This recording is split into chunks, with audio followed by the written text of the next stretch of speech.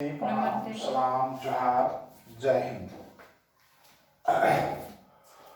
अभी जो विषय हम लेकर आए हैं, हमारा ओटी बेसिक जो ज्ञान मुझे देना था वो खत्म हो चुका है। वैसे तो 2 से 2.5 से 3 वर्षों का एक कोर्स है, पर संक्षिप्त जानकारियाँ वो ज्ञान के लिए, चूंकि विशेष शिक्षा के क्षेत्र में आप काम करते हैं, हमने दिया है। अब जो भौतिक चिकित्सा है, जिसको हम लोग बोलते हैं पीटी,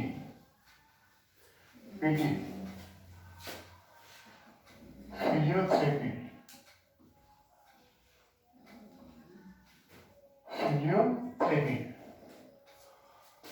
तो इसकी हमने पूर्व में एक वीडियो इस पर बनाए हुए हैं, अभी फिर आप इसको देखिए। तो परिभाषा, फिजियोथेरेपी शारीरिक चिकित्सा का परिभाषा। देखिए, शारीरिक चिकित्सा का बाद में प्राचीन काल में भौतिक चिकित्सा विशेष रूप से औषधि के रूप में उपयोग किया जाता था। प्राचीन काल के ऋषि मुनि जो है योग साधना के रूप में महत्वपूर्ण शिक्षा के रूप में प्रदान करते थे। समय परिवर्तन हुआ, अब परिवर्तन के साथ साथ नए नए आविष्कार हुए। अभी आधुनिक युग में जो है भौतिक चिकित्सा का व्यापक रूप से प्रचार प्रसार हुआ और इसका अनाथ आश्रम में रहने वाले बच्चे, वृद्ध, विशेषकर विशेष विद्यालय में दिव्यांगजन, सामुदायिक स्वास्थ्य केंद्र और चिकित्सा केंद्रों में भी इसकी आवश्यकता पड़ने लगी। यह जो है आपको भौतिक चिकित्सा का उपयोग हम लोग व्यक्ति को स्वस्थ बनाए रखने और किसी विकृति को दूर करने, यानी व्यक्ति को स्वस्थ बनाए रखने के लिए, विकृति को दूर करने के लिए हम इसका उपयोग करते हैं। अब मुख्य रूप से इसकी परिभाषा क्या है, जो आपको WHO के द्वारा, वर्ल्ड हेल्थ ऑर्गेनाइजेशन के द्वारा फिजियोथेरेपी चिकित्सीय व्यायाम, गर्मी, ठंडा, प्रकाश, पानी, मालिश, बिजली आदि जैसे भौतिक यंत्रों का उपयोग करके प्रचार ये कला विज्ञान है। यानी कहने का मतलब है कि भौतिक चिकित्सा एक ऐसा चिकित्सा है जो गर्म पानी, ठंडा पानी कहा जाता है कि रात में सोने से पहले गर्म पानी से पैर को सेकिए, हाथ को सेकिए, पानी उसमें साफ करिए और फिर जितना सह सकते हैं उतना गर्म पानी का उपयोग करिए और फिर ठंडे पानी से भी। तो यह आपको एक शारीरिक चिकित्सा का काम करेगा, आपको निश्चित रूप से आराम महसूस होगा। तो गर्म पानी, ठंडा पानी दोनों का है, सबका अलग अलग हम बताएंगे। गर्म पानी का कैसे उपयोग, ठंडा पानी का कैसे उपयोग। कहते हैं कि हल्का फुल्का चोट लग गया तो ठंडे पानी या आइस का उपयोग करें। प्रकाश, सूरज की रोशनी, विटामिन डी मिलते हैं। पानी बता ही दिया। मैसेज, मसाज, बिजली जो इंफ्रारेड लाइट होती है। तो ये सबका जितना है, जो 5-6 पत्तियां मैं बता रहा हूँ, सबका अलग अलग से हम आपको बताएंगे। यानी कहने का मतलब है इतना के अलावे गर्मी, ठंडा, प्रकाश, पानी, मालिश के अलावे जो है तो जो इलेक्ट्रिकल और आपका मैनुअल जो हम लोग देते हैं अपनी कला और विज्ञान के अनुसार, उसे ही फिजियोथेरेपी कहते हैं। फिजियोथेरेपी एक कला और विज्ञान है। इसका कला और विज्ञान है तो गर्म, ठंडा, मालिश, जल, बिजली और प्रकाश का, जिसके चलते हम लोगों को उपयोग लगाते हैं और उन्हें शारीरिक विकृति को दूर करने और शारीरिक आराम करने के लिए उपयोग किया जाता है। फिजियोथेरेपी का उद्देश्य जो है दैहिक शारीरिक क्षमता वाले कार्यात्मक क्षमता को बढ़ाने के लिए उपयोग किया जाता है। अब यहाँ होता है एम्स ऑफ पीटी, यानी उद्देश्य क्या है हमारा भौतिक चिकित्सा का उद्देश्य। देखिए, इसका उद्देश्य पहला है कि हमारे शरीर में कोई दर्द हो तो उसको दूर करने के लिए, किसी क्षमता को, किसी शरीर के अंग में कोई क्षमता की कमी हो उसको सुधार करने के लिए, खेल की चोट में अगर कोई चोट लगा हो तो उसको सुधार या उसको बचाव के लिए, या दिव्यांगता से संबंधित कोई सर्जरी हुआ हो तो उसमें जल्द रिकवरी के लिए, स्ट्रोक माने सन स्ट्रोक लग गया हो, इसको लू बोलते हैं, या कोई दुर्घटना हो गया हो और उसके बाद सर्जरी हुआ हो और सर्जरी के बाद सुधार न हो पा रहा हो, यानी हमारा यहाँ पे सर्जरी हुआ है और इसमें हमारा मसल्स का, स्किन का खिंचाव हो गया है, तो उस स्थिति में क्या होगा कि हमारा हाथ को सीधा करना मुश्किल हो जाएगा।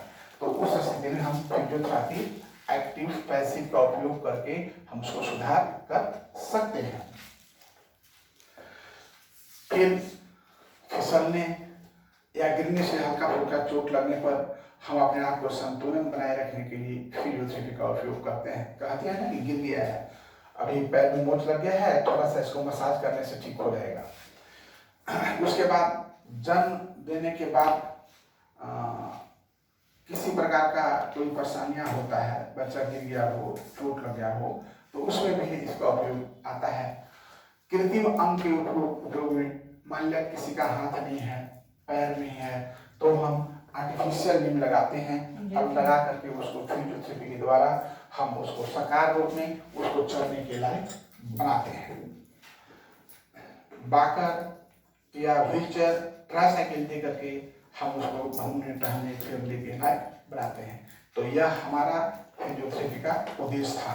और जो इसका क्षेत्र है, फिजियोथेरेपी कहाँ कहाँ काम कर सकता है इसके बारे में आप जान लें।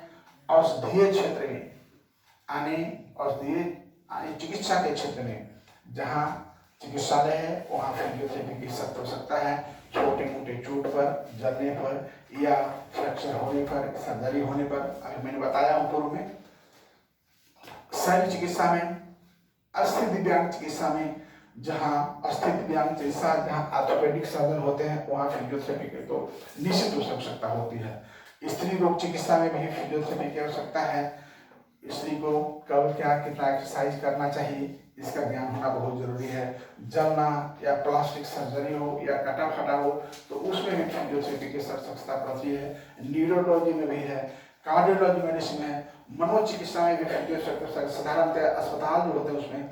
उसके बाद फिर शारीरिक चिकित्सा केंद्र हो गए या मानसिक चिकित्सा केंद्र हो गए, या विकासात्मक बौद्धिक दिव्यांग व्यक्तियों के लिए, उन लोगों के लिए, वृद्ध व्यक्ति का आश्रम में, वृद्धाश्रम में, या फिर स्वास्थ्य क्लब जहाँ है।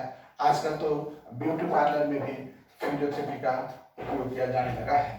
त्वचा संबंधी कोई रोग या कुछ होने पर उसको सुधार के लिए, और खेल के जगत में, खेल में हल्का फुल्का चोट लग गया या ठीक ढंग से कोई शरीर काम नहीं कर रहा है तो उसमें फिजियोथेरेपी की सख्त आवश्यकता पड़ जाती है। अब यहाँ बात उठती है फिजियोथेरेपी में उपयोग की जाने वाली विधियाँ। फिजियोथेरेपी में कौन कौन सा विधि उपयोग में लाया जाता है, तो उसमें जो है 5-6 प्रकार का विधि उपयोग में लाया जाता है। जो अन्य है 4-5 के बारे में बता दे रहा हूँ। मान्यकृत उपचार क्रम, यानी जो मान्य है, सही है, उसका उपचार करना। गर्म और ठंडा पानी का उपचार करना। आर्थ्रोसिस, जैसे आपका स्प्लिंट है, ब्रसेज है, दे करके जो हम लोग करते हैं तो इसका है। इसके बाद इलेक्ट्रोथेरेपी माने इंफ्रारेड लाइट से दे करके, इसमें मोर कंट्रोलिंग आप जब तक प्रैक्टिकल नहीं करेंगे तब आपको पूर्ण ज्ञान नहीं होगा। थ्योरी पढ़ने से सिर्फ थ्योरी की ज्ञान होगा और प्रैक्टिकल करने से आपको प्रैक्टिकली ज्ञान होगा। जैसे मैंने गर्म और ठंडा पानी की, गर्म पानी कब यूज करना है, ठंडा पानी कब यूज करना है, और स्पिन कब देना है, ब्रासेस कब देना है। इसके बाद इलेक्ट्रोथेरेपी, इंफ्रारेड लाइट होता है, उसकी कैसे उपयोग करना है, ये भी एक कला है। इस पर हम आगे क्लास देंगे, बताएंगे। पैराफाइन वॉक्स, उसको कब और कहाँ कैसे उपयोग किया जाता है इस पर भी बताया जाएगा। और एक लेजर थेरेपी होता है, इस पर भी हम आगे बताएंगे। और अल्ट्रासोनोथेरेपी, इस पर आप ये सभी नाम जरूर सुने होंगे क्योंकि जनरली इसका उपयोग में हर घर में कहीं न किसी प्रकार से उपयोग में आता है। लेकिन इसका उपयोग क्या है और कैसे है, सब आगे का विषय में हम निश्चित रूप से आपको हम बताएंगे। अब हम यहाँ बात करना चाहेंगे types of PT, types of PT.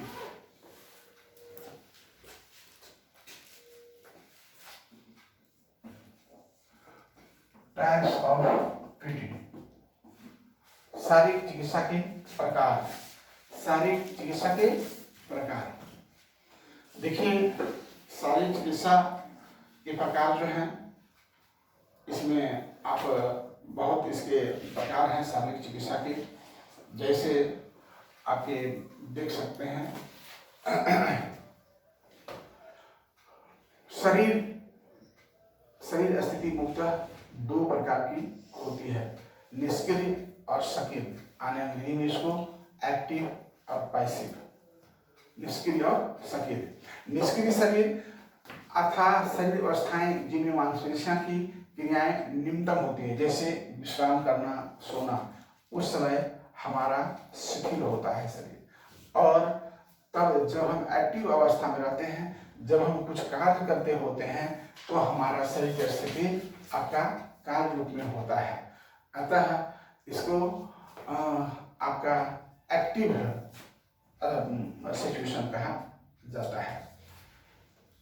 स्थिर शरीर की स्थिति, जोड़ों को स्थिर करना, गुरुत्वाकर्षण का विरोध करना, अन्य बलों का विरोध करना, शारीरिक संतुलन बनाए रखना। और गतिशील शरीर की स्थिति जो है वो आपको गति बनाए रखता है, जैसे रेंगना, सरकना, कूल्हे को सरकाना, दौड़ना या चलना। जैसे मैं अभी खड़े होकर के पढ़ा रहा हूँ, तो ये हमारा जो है आपका गतिशील शरीर की स्थिति में माना जाएगा। अब इसमें एक है मूवमेंट,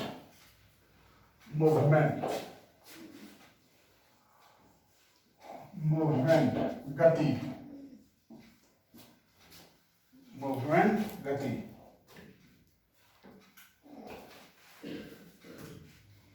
देखिए, गति जो है ऐच्छिक और अनैच्छिक मुख्यतः दो तरह के होते हैं, ऐच्छिक और अनैच्छिक। जैसे हमारा यह आंख का खुलकना, आंख खुलक रहा है, इस पर हमारा कोई अधिकार नहीं है, यानी यह क्या है, यह ऐच्छिक है, अपने आप होता है। हाथ को हम फड़का रहे हैं, ये हमारा अनैच्छिक है, माने जो हम करते हैं अनैच्छिक है, और ये हमारे इच्छा से हो रहा है। तो इसका मतलब है कि जो कार्य हम अपनी इच्छा से कहते हैं वह ऐच्छिक हो गया, और जिस पर हमारा कमांड नहीं है वह अनैच्छिक हो गया। तो मूवमेंट दो तरह से होते हैं, एक आपके ऐच्छिक और दूसरा अनैच्छिक। साथ ही मैंने जो अभी आपको बताया पीटी के बारे में, उसका परिभाषा, उसका उद्देश्य, उसका क्षेत्र, मूवमेंट, टाइप्स ऑफ पीटी, लेकिन फिजियोथेरेपी के और अनेक प्रकार हैं, उस पर हम चर्चा करेंगे आगे। तब तक के लिए इस वीडियो में जय हिंद।